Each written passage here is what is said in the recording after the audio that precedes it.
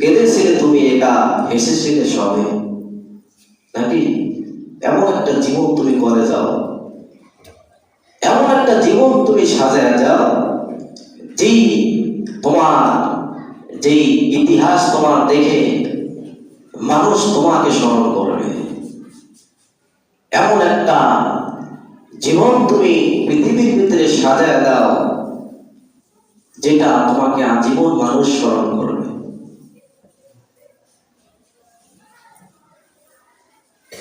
তাহলে আমরা প্রত্যেক মানুষই কি দায়িত্বশীল, নাকি?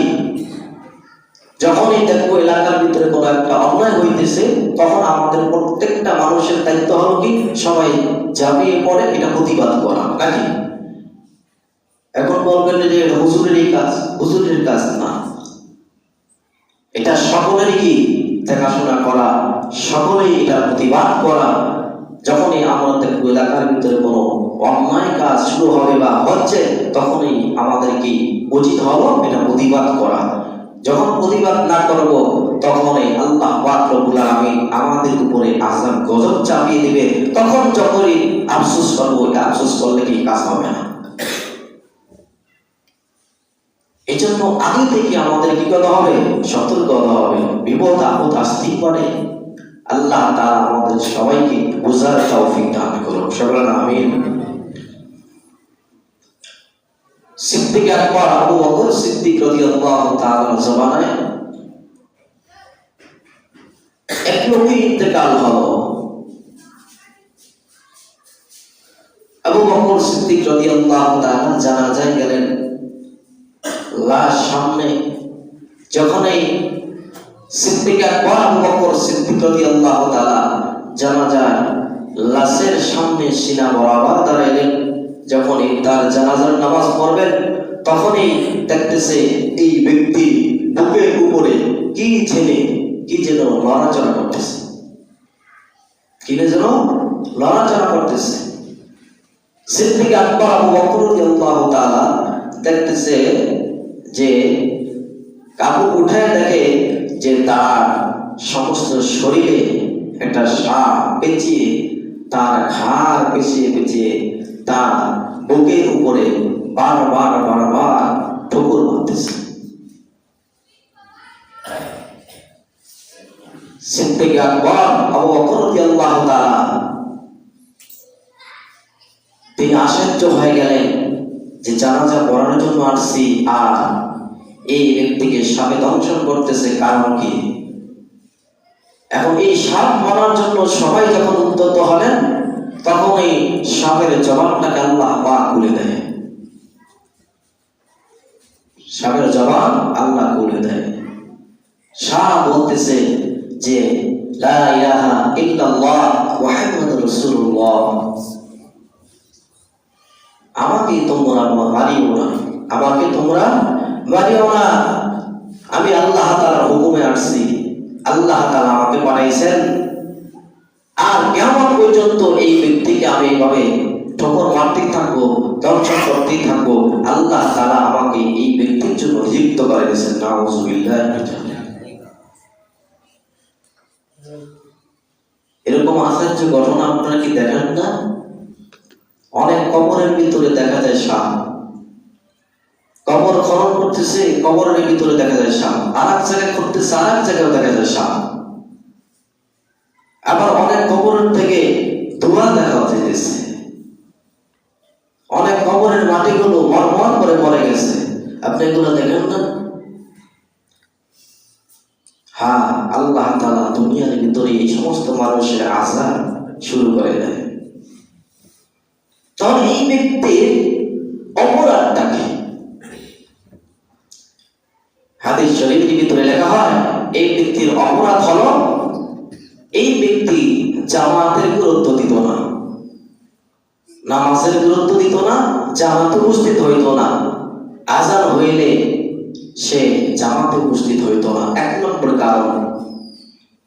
দুই নম্বর হলো কারণটা যে এই ব্যক্তিকে আল্লাহ পাক রব্বুল আলামিন অনেক অর্থ সম্পদ দিয়েছিল। এই ব্যক্তি কোনো মানুষকে দান সদকা করতো না, অসহায় মানুষের পিছনে দাঁড়াইতো না। আর তিন নম্বর যে অপরাধটা হলো, যে এই ব্যক্তি যখনই কোনো আলেম ওলামা তাকে কোনো কথা বলতেন, আলেম ওলামার কথাও শুনতো না। তা আমাদের সমাজে এরকম লোক আসে না নাই? নামাজের কথা বললো, নামাজের কোনো খবর নাই। যাকাতের কথা বললো, কি রাগ হয়ে যায়, গরম হয়ে যায়। এরপরে যখন এই কোনো নসিহত করা হয়, হ্যাঁ হুজুররা কতই বলেন, হুজুররা কতই খারাপ বলেন, এই বলে কি তিরস্কার শুরু করে দেয়। হ্যাঁ, অপেক্ষায় থাকেন, মরণ সকলেরই হবে না? মরণ থেকে যতই পালা, মরণ তোমায় লইবে গিরে, যদিও সুদূর আকাশ পানে লোকাও সেটাই তাকিয়েছি। মরণ হবে না? হবে। ওলামায়ে কেরামদের দায়িত্ব বলে যাওয়া, মানা এবং না মানা আপনাদের দায়িত্ব নাকি? এই জন্য একটা অন্যায় কাজ হইলে ওলামায়ে কেরাম বললেন, এটা আরো গুরু হয়ে যায়, গুরু হয়ে যায়। গুরু হওয়ার দরকার নেই। কয়েকদিন গুরু হবে, এই গুরু একদিন মানতে হবে না? ভেঙে চুরে আপনার একা একা কবরে যেতে হবে, সেই দিনের চিন্তা আপনারা করেন নাকি? ভালো কথা কইলে এটা ভালো লাগে না, তার মানে কি অন্তরের ভিতরে এমন ভাবে রোগে ধরছে, এই রোগ দূর করার জন্য তো চেষ্টাও করে না। এই রোগ নিয়ে সে মৃত্যুবরণ করলে কি অবস্থা হবে? এই রোগ দূর করার জন্যই তো মেডিসিন আছে না নাই? মেডিসিন আছে। সেই মেডিসিন ওলামায়ে কেরামদের সাথে চলাফেরা করা, ওলামায়ে কেরামদের সোহবতে থাকা, মসজিদ মাদ্রাসায় আসা যাওয়া করা, কোরআন হাদিসের সাথে সম্পর্ক রাখা নাকি? আল্লাহ আমাদের বুঝবার তৌফিক দান করুন, সকলে আমিন। আমি ছেড়ে দিব অল্প সময়। আপনাদের অনুষ্ঠান, বিয়াসের অনুষ্ঠান আছে, বিভিন্ন অনুষ্ঠান থাকে শুক্রবার দিন, এরা থাকে। আমি অল্প কথা বলবো। তাহলে এই ব্যক্তির কারণ হলো কি? এই ব্যক্তি নামাজের গুরুত্ব দিত না, আযান হইলে সে ঘুমায় থাকতো, নামাজে আসতো না। 2 নম্বর কারণ হলো আল্লাহ পাক রব্বুল আলামিন তাকে অনেক অর্থ সম্পদ দান করেছে, সে কোনো সময় যাকাতও দেয় না, দান সদকাও মানুষকে করে নাই। 3 নম্বর কারণ হলো যখন এই কোনো ওলামায়ে কেরামরা কথা বলতো, ওলামায়ে কেরামের কথাগুলো সে শ্রবণ করতো না, আরো বিরোধিতা করতো। এই কারণে এই ব্যক্তির শাস্তি অবধারিত কে করে দিয়েছে? আমার আল্লাহ করে দিয়েছে।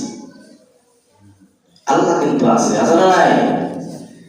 এত বড় ফেরাউন, এত বড় সাদ্দাত, এত বড় হামান, এত বড় সেই আবু জেহেলের মতো মানুষকে আল্লাহ তাআলা 1 সেকেন্ডের ভিতরে, 1 মুহূর্তের ভিতরে আল্লাহ তাআলা কি করে দিয়েছে।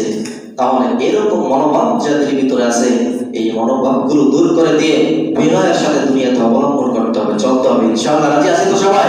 আল্লাহ তাআলা বিনয়ের সাথে আমাদেরকে দুনিয়ায় থাকার তৌফিক দান করুন। আমরা একে অপরের ভাই না? আমরা একে অপরের ভাই, আমরা সবাই চাই জান্নাতে যেতে চাই, ঠিক না? আমরা সবাই জান্নাতের মেহমান হইতে চাই। একটু কষ্ট করা লাগবে, একটু কষ্ট করতে হবে না? একটু কষ্ট করা লাগবে। দেখেন কষ্ট সাহাবায়ে কেরামরা কেমনে করছে, আমি অল্প একটু সংক্ষেপে বলে দিই। আপনারা জানেন ইতিহাস, তারপর একটু বলে দিই যে হযরতে খাব্বাব রাদিয়াল্লাহু তাআলা ঘটনার দিকে তাকান, তার হেকায়াতের দিকে তাকান। এই খাব্বাব রাদিয়াল্লাহু তাআলা অনেক দুঃখ কষ্ট করেছেন, অনেক পরীক্ষার সম্মুখীন হয়েছেন।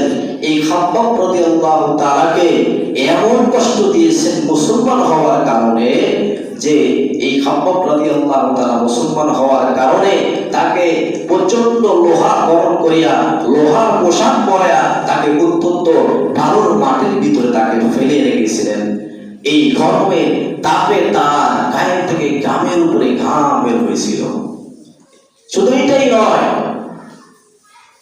যে এই খাব্বাব রাদিয়াল্লাহু তাআলাকে প্রচন্ড লোহা গরম করে তার মস্তকের উপরে দাগ দিয়েছিলেন। কিসের জন্য? শুধুমাত্র ইসলাম গ্রহণ করার কারণে। তাহলে তারা কষ্ট করছে না? কষ্ট ছাড়া কি তারা কি জান্নাত অর্জন করতে পারছে? খলিফাতুল মুসলিমিন ওমর ফারুক রাদিয়াল্লাহু তাআলা একদিন খাব্বাবকে দেখলেন খালি জামা অবস্থায় আছে। তখন দেখতেছে খাব্বাবের পিঠের ভিতরে এত বড় বড় জখম হয়েছে, দাগ হয়েছে। খলিফাতুল মুসলিম ওমর বললেন, খাব্বাব, তোমার কি কোনো রোগ হয়েছিল, বসন্ত হয়েছিল কিনা? তখন বলে, না, আমাকে এত প্রচন্ড পরিমাণে আমাকে শাস্তি নির্যাতন করেছে যে আমাকে প্রচন্ড লোহার পোশাক পরে আমাকে বাড়ির উপর রেখেছে, এরপরে আমাকে লোহা গরম করিয়া করিয়া আমাকে দাগ দিছে, এই কারণে এই দাগের গুলা এখন হয়ে গেছে। আল্লাহ আমাদেরকে সবাইকে তুমি কবুল করো দিনের জন্য, সকলে না আমিন।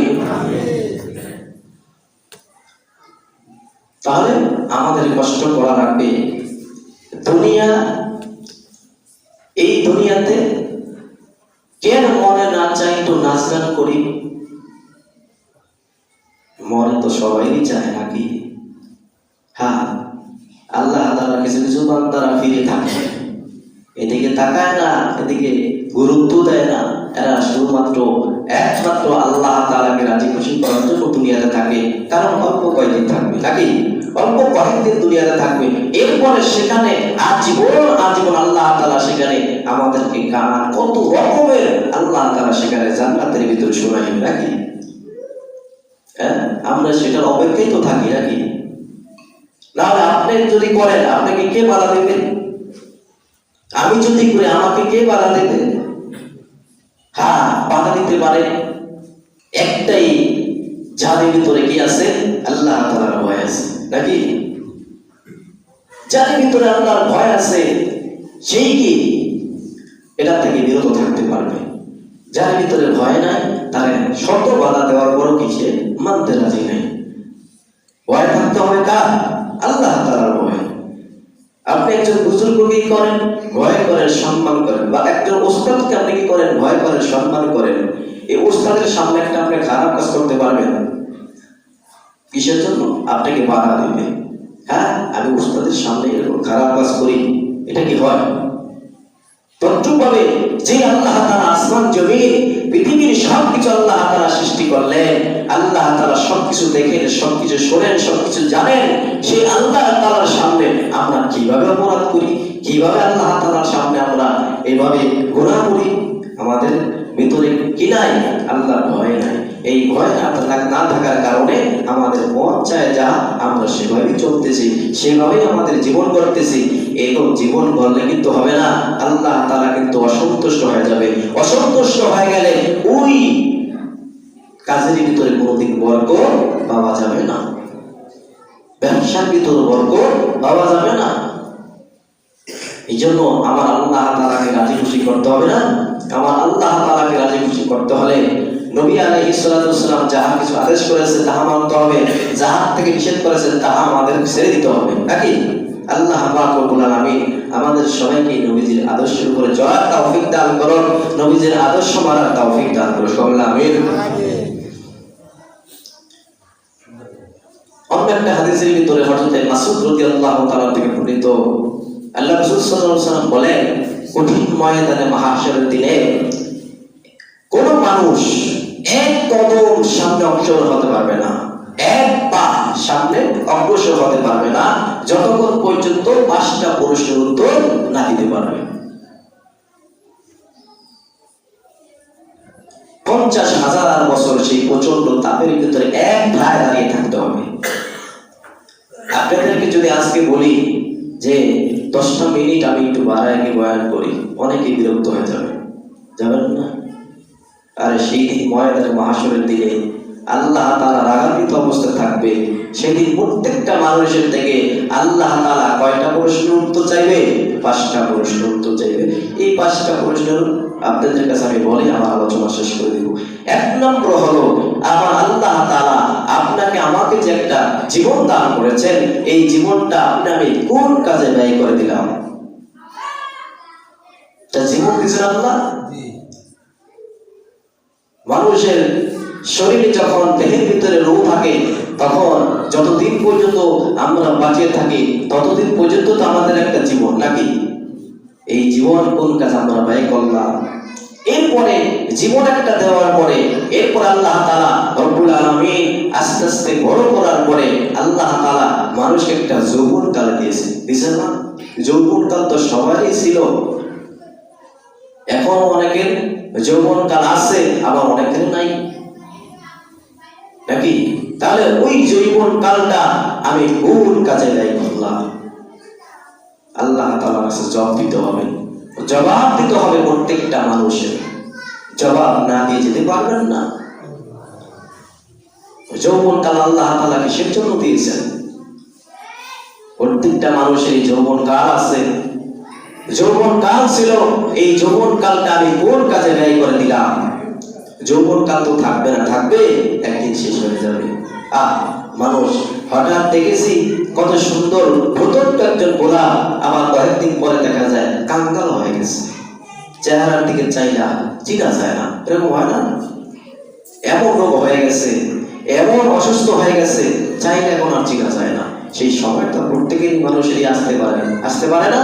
তাহলে সেই যৌবন কালে ইবাদত করছো না এমনি হেলায় দোলায় তুমি ব্যয় করে দিয়েছো, এমনি কাটিয়ে দিয়েছো, আনন্দ ফুর্তি কাটিয়ে দিয়েছো, গুনায় কাটিয়ে দিয়েছো? কার কাছে জবাব দিতে হবে? একমাত্র আমার আল্লাহর কাছে জবাব দিতে হবে। 3 নম্বর হলো যে পৃথিবীর ভিতরে আমরা প্রত্যেকেই কি করি? ধন সম্পদ উপার্জন করি। এই ধন সম্পদ কিভাবে উপার্জন করলাম?